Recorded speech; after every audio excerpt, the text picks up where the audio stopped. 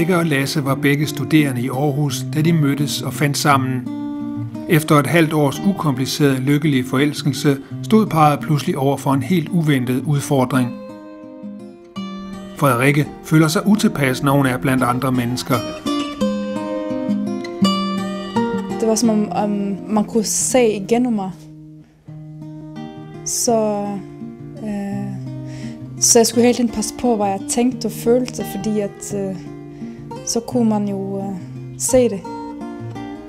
Og det er jo meget ubehageligt, så jeg holdt mig meget hjemme. Jeg oplever det ved, at hun har nogle, der er nogle situationer, hvor jeg får sådan en oplevelse af, at hun skifter karakter. Altså hendes energi bliver anderledes, hendes stemningsleje bliver anderledes og bliver meget sådan indadvendt og meget konfliktfyldt. Jeg kunne pludselig føle, at jeg kom ud af min egen krop, for eksempel. Og så det helt udenfra. En aften sidder vi og snakker og hygger og sidder og filosoferer over løst og fast og kommer rundt omkring alt det, man nu skal, når man er i gang med at lære hinanden at kende. Og så fortæller hun, at hun har den der oplevelse af, at man kan læse tanker. Jeg opdagede også gennem samtale med min kæreste, at det måske ikke var helt normalt, de tanker og følelser, jeg havde omkring omverdenen. Det var egentlig meget udramatisk, men set udefra, så satte det jo gang i en masse ting. Altså det var som om Frederikke sådan, nå, jamen, sådan troede jeg bare, alle havde det. Altså det kan jeg huske, hun sagde, sådan troede jeg, alle havde det. Altså nej, det er nok de færreste i virkeligheden.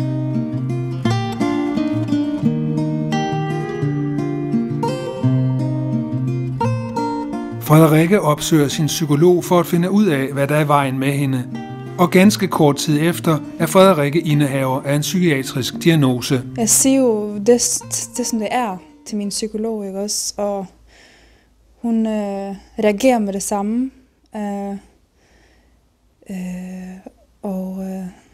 Og indkalder faktisk mig og min kæreste til en samtale. Og så bliver jeg henvist til Opus, som er et behandlingscenter for unge med skizofreni. Jeg var sådan lidt i konflikt med mig selv, fordi på den ene side, så kunne jeg jo godt mærke på hende, at hun var jo ikke sådan, syg til en indlæggelse på den lukkede afdeling. Altså hun fungerede jo rimelig normalt, man havde det rigtig, rigtig skidt. Så, men jeg var meget bekymret for, hvad det kunne udvikle sig til. Efter chokket oven på diagnosen begyndte parret, usikkert, tvivlende og hver for sig, at tænke på, hvordan deres fremtid nu skulle forme sig. Om de overhovedet havde en fremtid sammen længere. Fordi jeg var bange for at miste ham jo, for jeg havde ikke været kærester i så lang tid. Der havde gået et halvt år, og så fik jeg diagnosen, så det kunne jo være, at jeg blev alene, ikke også? Man kender jo hinanden ikke så godt efter så kort tid, vel? Så jeg tror også, han ikke helt var klar over, hvem han var kæreste med, måske. Det ved jeg ikke. Jeg har haft nogle kammeratskaber tidligere i mit liv, hvor de udviklede skizofreni, som var meget alvorligt, og hvor jeg måtte simpelthen opgive venskabet, fordi at det blev for sygt, ganske simpelt. Det kunne jeg ikke rumme. Så det var den bekymring, jeg havde. Men altså omvendt, så men hun er jo dejlig jo. Det er ret fantastisk, at jeg ikke blev dumpet, fordi han havde jo også en datter, som han skulle passe på, ikke også? Så det var stort af ham at gøre det. Det synes jeg. Ja. Lasse og Frederikke mobiliserede deres nære personlige netværk for at stå så stærkt som muligt i den vanskelige og usikre situation. Vi tog det meget sådan step by step. Han hjalp mig med at ringe til min mor for eksempel og fortælle det. Og forskellige familiemedlemmer. Det var meget svært at gøre sådan ting selv. Jeg startede egentlig ud med at snakke med hende omkring det her med, jamen hvad er vores netværk? Hvad er dit netværk? Og så prøve at få det banket godt sammen, få snakket med hendes familie, sådan så de var klar over, hvad der foregik. Så følte jeg jo, at vi var sammen om det, ikke også? Det var meget dejligt at vide det. I min forståelse, så er det her netværk altså alfa og omega, fordi hvis det hænger godt sammen, så kan man slappe af og bare være til.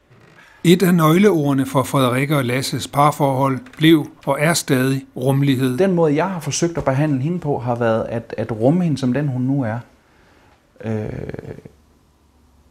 Uden at tage så meget stilling til, om det, der sker i hende, om det nu er rigtigt eller forkert, eller hvad det nu måtte være. Altså forsøg at rumme det, som det nu er. I en periode, hvor jeg var psykotisk, der fik jeg bare lov til at passe mig selv, og det var det, som var det bedste lige der.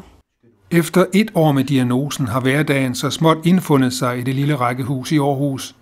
Parret har ikke tænkt sig at lade Frederikkes skizofreni styre deres liv. Jeg er meget indstillet selv på at skulle blive rask og ikke tage ting for givet og bare sitte og kigge i væggen og tænke, at nu giver jeg op. Det har jeg aldrig nogensinde gjort.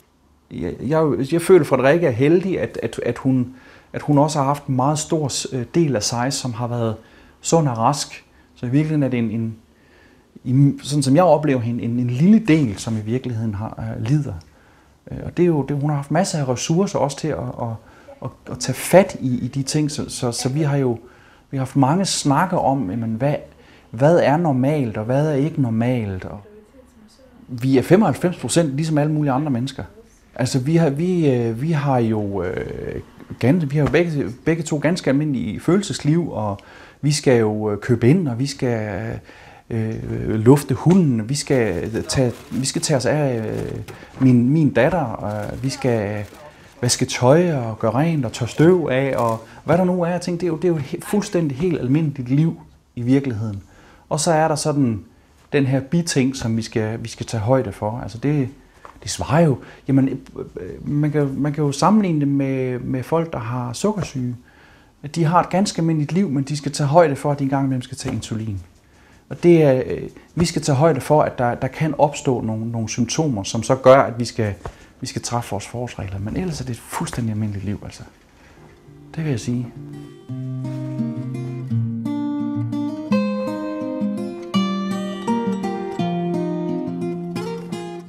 Tilværelsen er nu efterhånden så normal, at parret kan tillade sig at gøre det samme som tusindvis af andre unge danskere, nemlig at stifte en familie. Vi har jo selvfølgelig snakket om børn og fremtiden, altså langt hen ad vejen. Altså, det har jo været en del af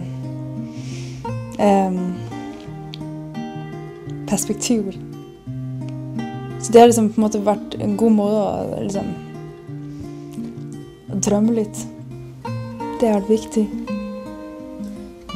Vi vil gerne have et barn, og lurer mig, om hun ikke kommer og vil have et til.